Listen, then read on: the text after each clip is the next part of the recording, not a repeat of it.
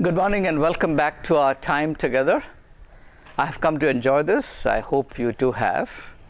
It's wonderful to be able to come together to think about life and to see what better sense we can make of it from day to day. Today, let's begin with an illustration that Jesus of Nazareth used to tell people that there are huge potentials and possibilities hidden in each one of us.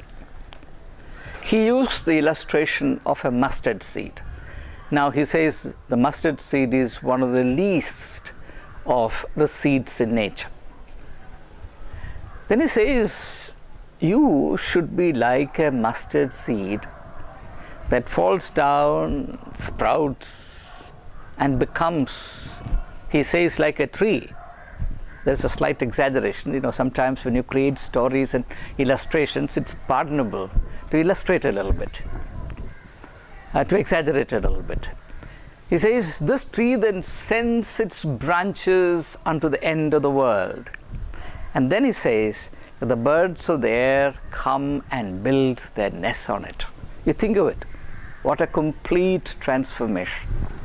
It began as a little seed, something that can hide itself on the palm of your hand, and then it becomes a tree that offers accommodation, shelter, refuge to the birds of the air. He says a human being is like this, and this actually is the best way to understand spirituality. Spirituality is exactly what enables you to grow in this manner. So, in a very, very simple sense, spirituality is outgrowing your self-centeredness and accepting the whole world as your responsibility. That's, to me, very exciting. Now, many people, if this particular dimension is not reckoned, live a very, very limited life. Their universe is as small as themselves. Everything contracts into their little narrow world. And there is no space for anyone or anything other than themselves in their narrow world. And I believe that's a rather pathetic way of living. And no human being should do this violence, this disservice to himself. And this is the reason why growing to our full potential is a sacred duty. I have to say this to you very clearly and candidly. To me, the excitement in spirituality is not that I go to heaven. I may or may not. But it certainly is my excitement that it is for me a continual challenge and an affectionate invitation to grow out of the pettiness of my being, to become like this mustard plant which sends its branches unto the end of the world so that the birds of the air come and build their nests upon it. Now, the question is this, and many of you would ask, why should I do this? Why shouldn't I live like a little tiny mustard seed? Why should I go through this whole burden of assuming responsibility for others? Now, or for that matter, many people are skeptical about it. Is it really possible for me to do this? After all, who am I? And this is sometimes mistaken for humility also. Now, everything depends on the outlook with which you live from day to day. There are two contrasting outlooks. One is, what can I get today? What can I get from this situation, or this effort, or this institution, or this company? I used to live in Delhi, and it was very common in that city for people to throw parties. Who are the people normally invited? People in positions of power, and each party becomes dinner diplomacy. It's an investment in getting something out of somebody. Now, this is a very, very disappointing, narrow view of hospitality.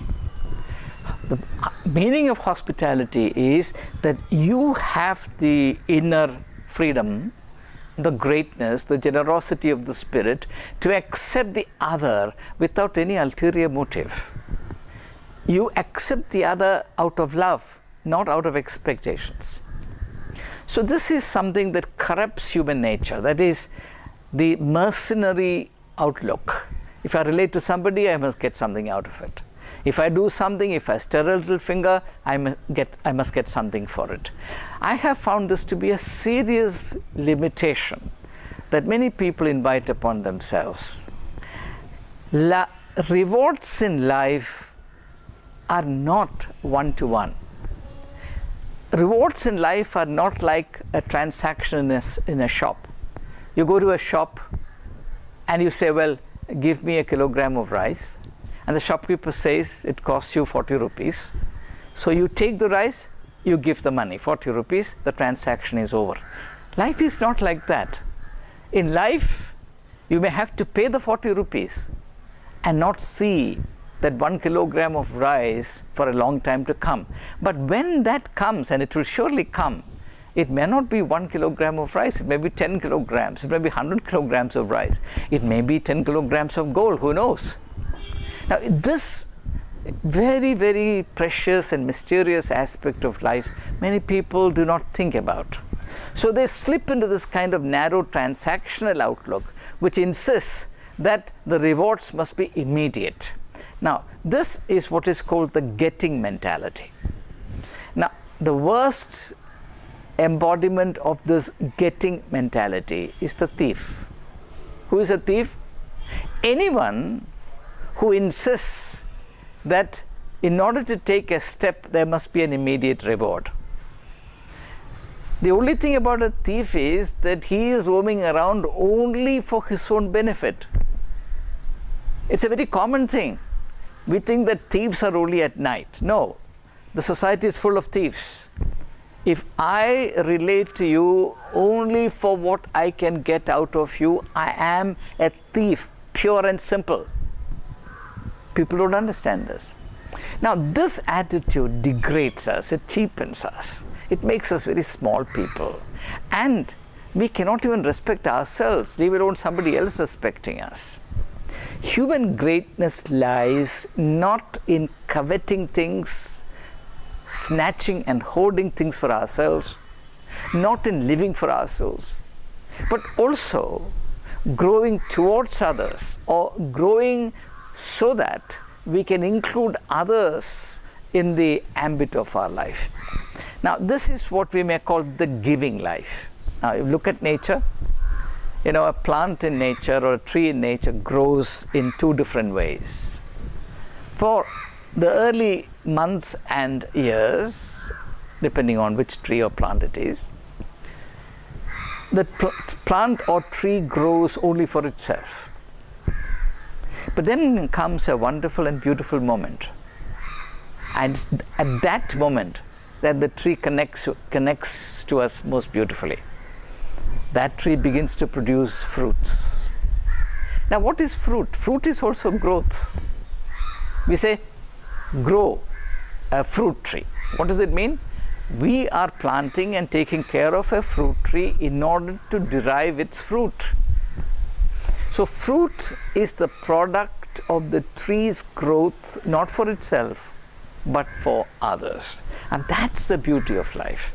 Nature is continually telling us of the same thing. Now, this is the law of life. If you live for yourself, you die. You shrivel, you shrink, and you die. You must also grow in order to be relevant to the life and needs of others. Now, if this principle is not understood, then we have really no respect, no value in the eyes of others. A story is told of a cow and a pig. A pig went to God and complained, saying that it was being treated unfairly by everyone. He says, look, I give my everything. People make all kinds of good dishes out of my meat. My lard is used for cooking. Even my tail is pickled. but nobody has a good word to say about me. But look at this cow. Everybody praises the cow.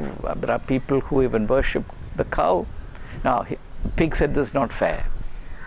So God looked at the pig with a gentle smile and said, you know the difference between you and the cow? The difference is very simple. The cow gives whatever it gives when it is still alive. You can give something only after you are dead. Many people wait till they are dead and gone to part with something. But wise people not only give and share what they have, and this is most important, they look at their life from early stage as a continuous growth, so that over a period of time they gather the resources with which to enrich the lives of others. After all, my friends, the value that other people attach to us is only to the extent that we are responding to their needs.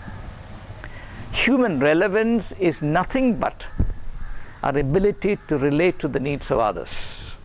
Those who live for themselves are of no value to anyone. And the excitement and the exhilaration of growing up in order to respond to the needs of others, in order to make a difference for the better in the context in which one is, can be experienced right now when you're still very young. Because as I said, you always have this intuition that there is a personal destiny that connects you with your fellow human beings. When you read the lives of great men and women, you find that this is always at work, even when they were little. For example, if you read Mahatma Gandhi's autobiography, The Story of My Experiments with Truth, we know that from early days, when he was a 7-year-old child studying in a school in Porbandar, his school teacher tempted him or urged him to copy the spelling of a word, kettle, from the neighboring student, because the school teacher was very keen to impress the school inspector who had come on an inspection to the school.